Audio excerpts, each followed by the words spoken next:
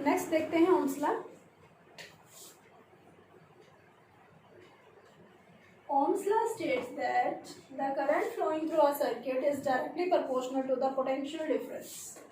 अगर हम लिखते हैं इस तरीके से तो इसका मतलब ये नहीं है कि V directly proportional to I, नहीं, रीड इसको क्या करना है, current is directly proportional to potential keeping the temperature and external conditions constant. अगर ओम्स लॉ में टेम्परेचर कांस्टेंट नहीं किया तो ओम्स लॉ फेल हो जाएगा। ओम्स लॉ कब तक वैलिड है, जब तक कि टेम्परेचर क्या है, कांस्टेंट है। तो current is directly proportional to voltage, इसको ऐसे भी लिख सकते हैं, ये भी ठीक है, दोनों ठीक है। सिर्फ फर्क क्या हो जाएगा, अगर मैं ऐसे लिख रही हूँ तो प्रोपोर्शनलिटी जो कांस्टेंट होगा वो आर होगा, और अगर मैं ऐसे लिखती हूँ तो प्रोपोर्शनलिटी जो कांस्टेंट होगा वो 1/r होगा। ठीक है, तो V is equal to I R, और यहाँ से भी V is equal to I R. ठीक है, this is the mathematical formula for Ohm's law. If anybody ask you about Ohm's law की डेफिनेशन क्या है ओम्स लॉ की, you can't say V is equal to I R, ये Ohm's law नहीं है, this is the mathematical form of Ohm's law. So definition अगर Ohm's law की पूछी जाए तो क्या होगी, current is directly proportional to the potential difference keeping temperature constant. So what is R here? R is called resistance. R को हम क्या कहते हैं, R is called resistance। ठीक है, रेजिस्टेंस की डेफिनेशन क्या हो जाएगी, अगर मैथमेटिकल फॉर्मूले की बात करें तो R का फॉर्मूला क्या होगा, R is equal to V by I. But कोई आपसे डेफिनेशन पूछे what is I, what is resistance, तो resistance is the property by virtue of which a conductor opposes the flow of electrons। ठीक है, resistance वो property है किसी भी कंडक्टर की जिसकी वजह से वो जो फ्लो है इलेक्ट्रॉन्स का वो क्या करते हैं, रेजिस्ट करते हैं। That property is known as resistance. ठीक है, तो रेजिस्टेंस का formula V is equal to I R. ठीक है, तो एक कंडक्टर के केस में देखते हैं कि किस किस फैक्टर पे ये डिपेंड करता है, क्या लेंथ एरिया किसी फैक्टर पे डिपेंड करता है, तो देखते हैं। देखो आपने देखा था 10th क्लास में हमने डायरेक्टली आपको याद करवाया था कि R is equal to rho L by A, R is equal to rho L by A, ये आपने पढ़ा था। और इसका प्रूफ देखते हैं। देखो आपने फॉर्मूला डिराइव किया, I is equal to n e A v d. N क्या है, number density, E electronic charge, A area of cross section, v d is drift velocity. Drift velocity का expression E tau by m, तो I is equal to n E square A e tau by m। ठीक है, as you know that electric field is equal to potential gradient. Let L is the length of the conductor. Now put it here, I n e square a v tau by ml। ठीक है, R का formula क्या है, R is equal to V by I। तो V यहाँ पे है, V को यहीं रखो, I को इस तरफ ले जाओ, बाकी जो सारे फैक्टर्स है उसको इस तरफ ले आओ, तो ml by N E square to a.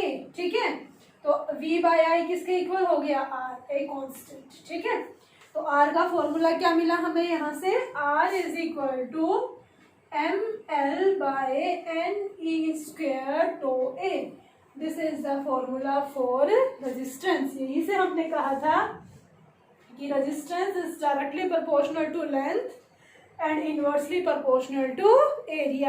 ठीक है, what is m here, m is the mass of the electrons and number density, यानी कि नंबर डेंसिटी कहें तो हम कह सकते हैं n क्या है, नेचर। ठीक है ना, नेचर ऑफ मटेरियल। हम कहते हैं कि कंडक्टर्स का जो रेजिस्टेंस है वो क्या होता है, वो कम होता है, या फिर हम ये कहें कंडक्टर्स में भी silver is the best conductor and लेकिन सिल्वर क्या होती है, बहुत ही कॉस्टली है, इसीलिए हम सिल्वर की जगह कॉपर और एल्यूमिनियम को हम क्या करते हैं, वायर्स बनाने के लिए यूज करते हैं। ठीक है, तो आर का फॉर्मूला हमें क्या मिला।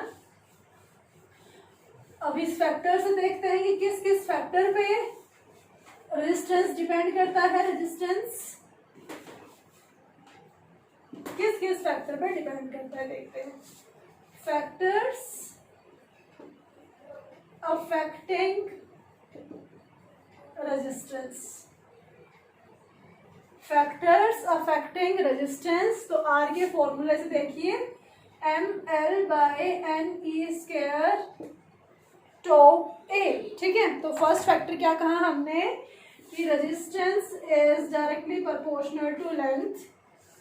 If length increases resistance also increases. Second factor हमने कहा it is inversely proportional to area of cross section, यानी कि थिन वायर क्या होगा, थिन वायर का एरिया क्या है, कम है, तो रेजिस्टेंस ज्यादा होगा।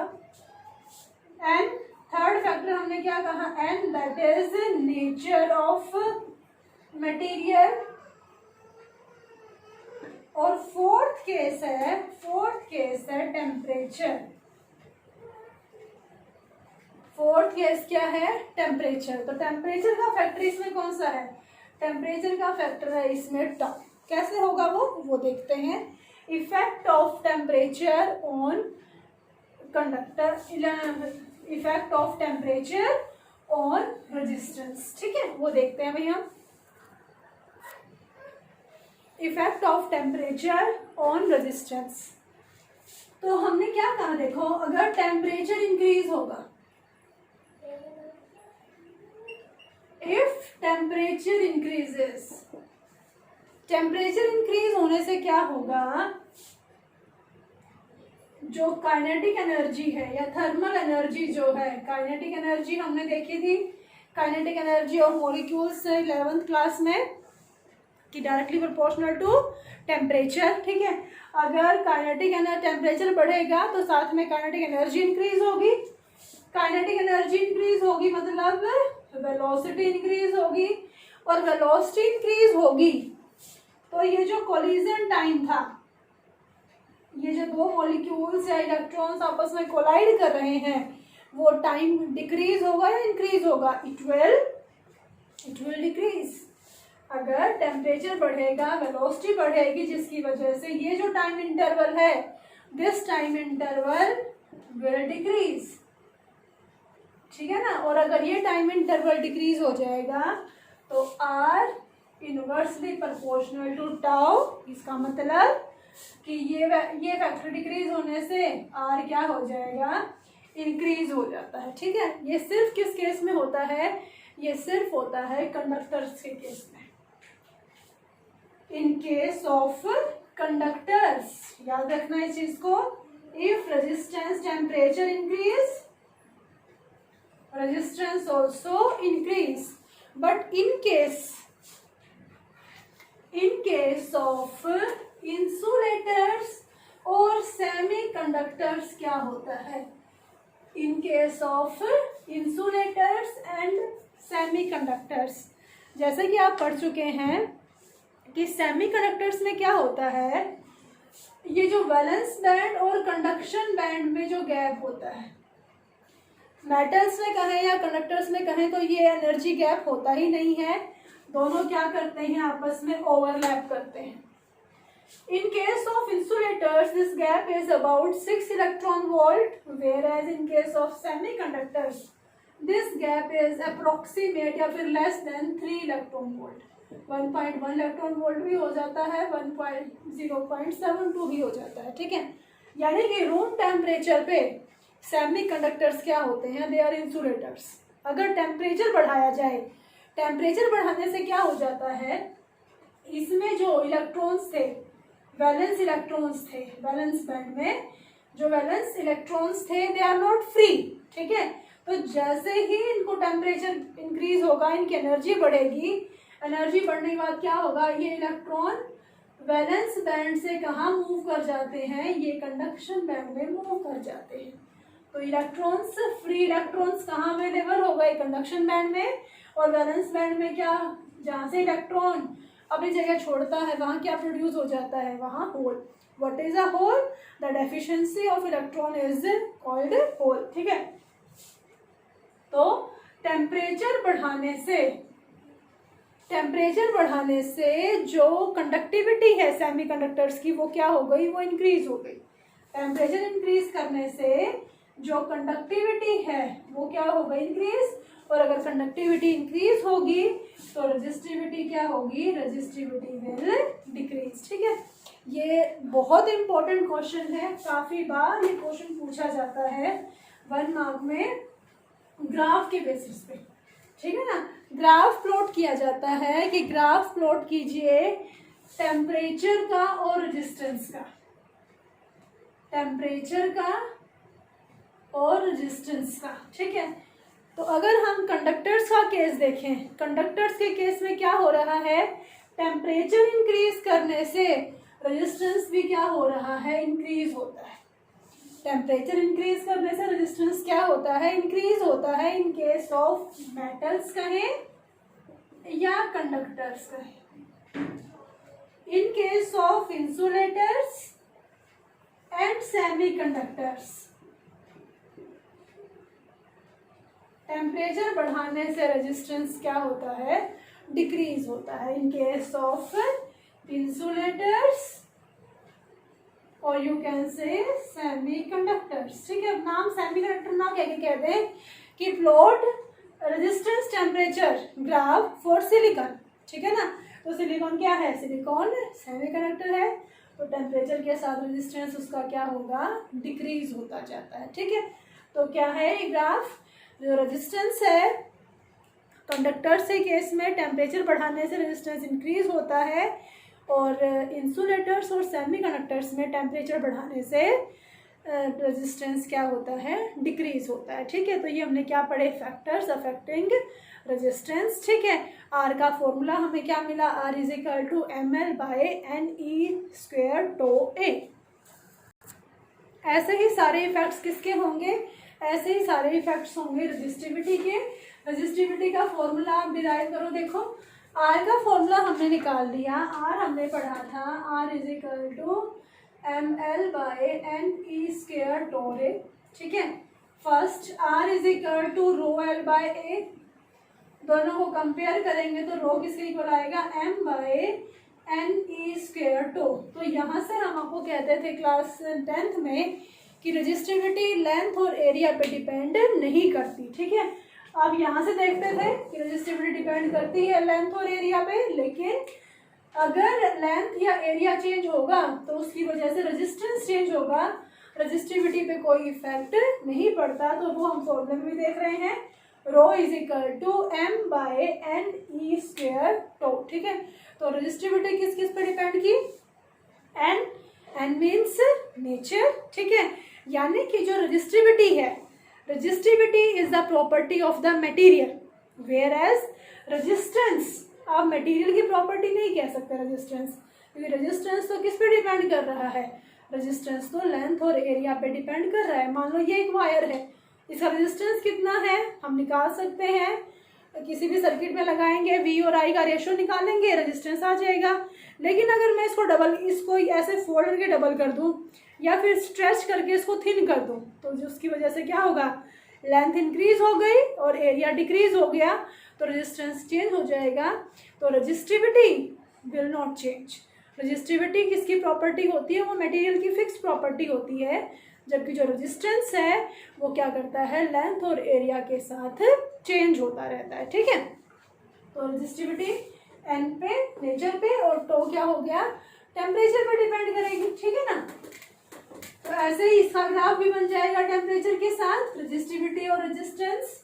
अगर टेम्परेचर बढ़ाने से रेजिस्टेंस इंक्रीज हो रहा है कंडक्टर का, तो रेजिस्टिविटी भी क्या होगी, इंक्रीज होगी। ठीक है ना। नाउ नेक्स्ट टॉपिक इज, देखिए कुछ कार्बन रजिस्टर्स होते हैं, कार्बन रजिस्टर्स। कुछ रजिस्टर्स तो कॉइल की फॉर्म में होते हैं, कुछ रजिस्टर्स होते हैं जिसके ऊपर बहुत ही छोटा सा होता है वो, और उसके ऊपर कलर कोडिंग करते हैं। मेन उस पर 3 स्ट्रिप्स तो होती ही हैं, ठीक है, 4 भी हो सकती है, लेकिन मिनिमम 3 स्ट्रिप्स तो होती ही, ठीक है ना। तो ये तीनों स्ट्रिप क्या बताती हैं, इस रजिस्टर की रेजिस्टेंस बता सकते हैं। कलर कोडिंग, ठीक है ना। तो वो कलर कोडिंग हम सीखते हैं, कलर कोडिंग क्या होती है, ठीक है ना। तो ये हमें किसने बताया, ये हमें इसको याद करने का बहुत ही इजी तरीका है। BB Roy of Great Britain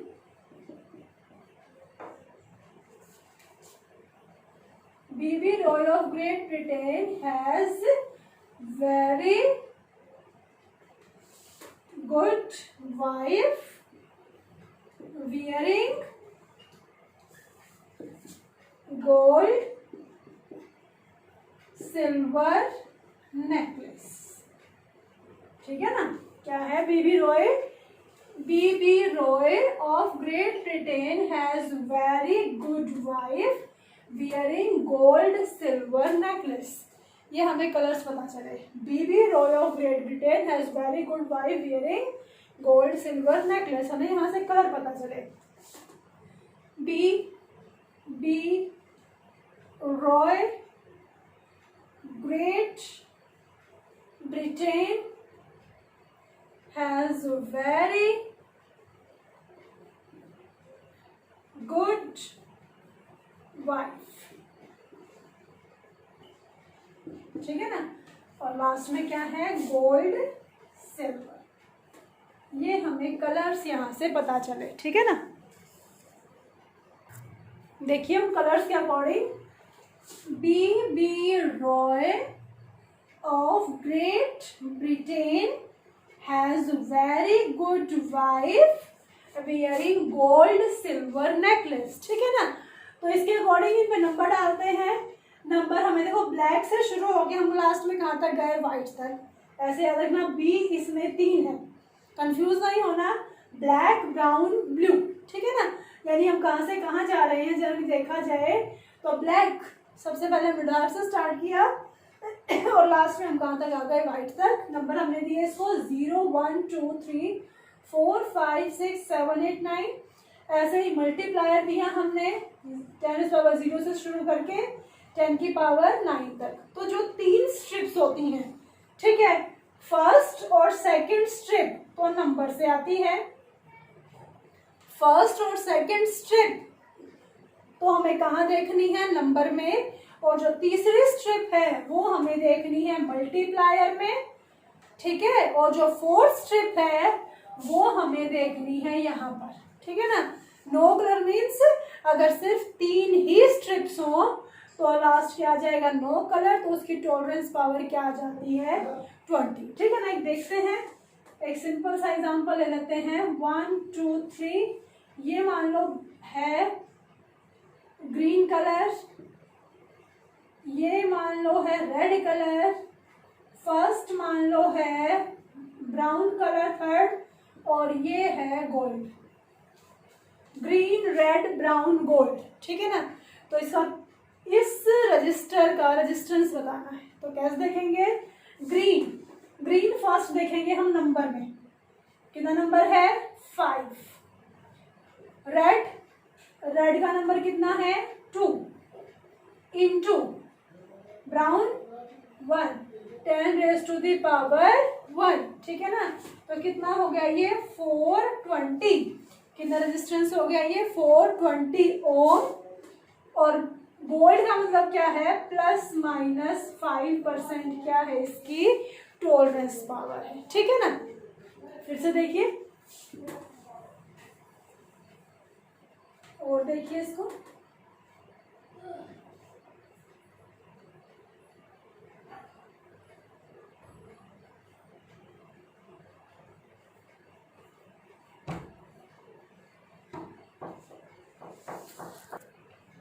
तो देखते हैं येलो रेड ऑरेंज और गोल्ड में ये 4 स्ट्रिप्स गिवन है।